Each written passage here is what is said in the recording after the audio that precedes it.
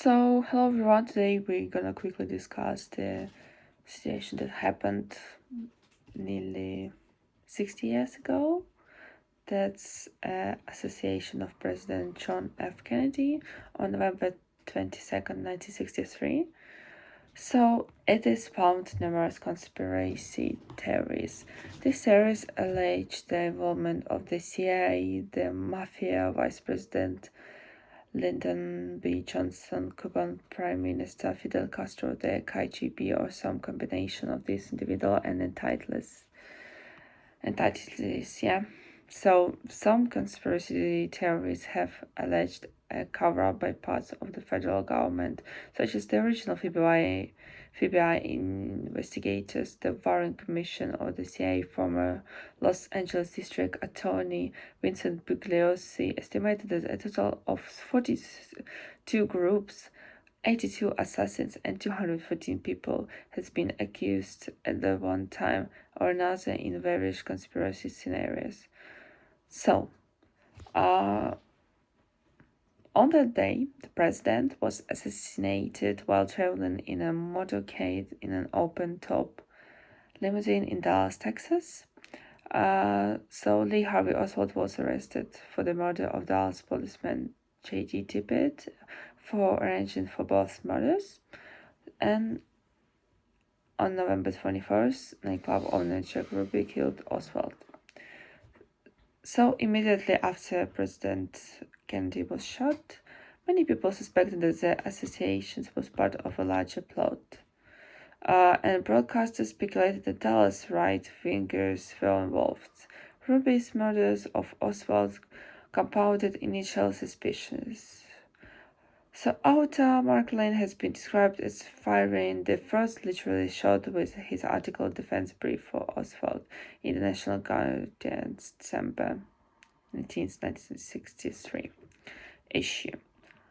So, let's talk some about public opinion. So, according to John McAdams, the greatest and grandest of all conspiracy theories is the Kennedy assassination conspiracy theory. Others have referred to it as the mother of all conspiracies.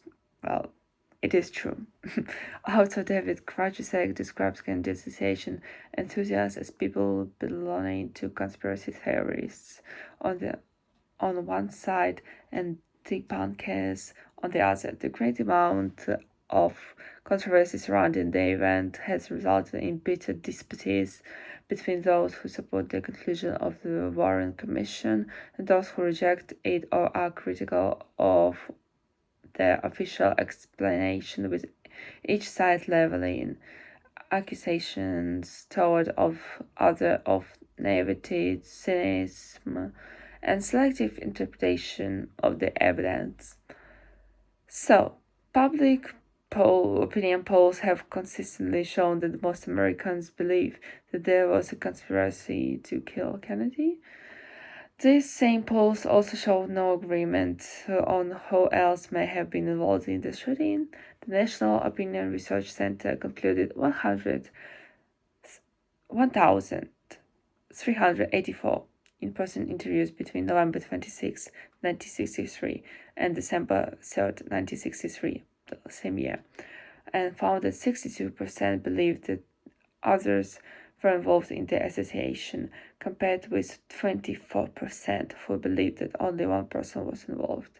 A 2003 Gallup poll reported that 75% of Americans did not believe that Oswald had acted alone.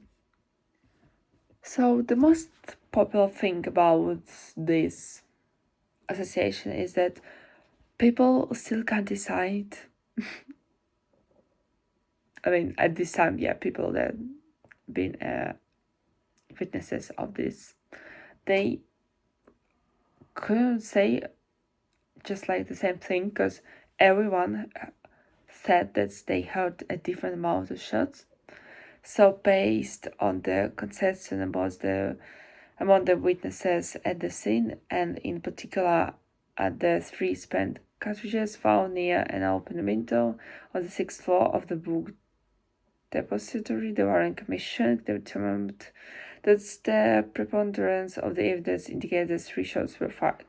But, yeah.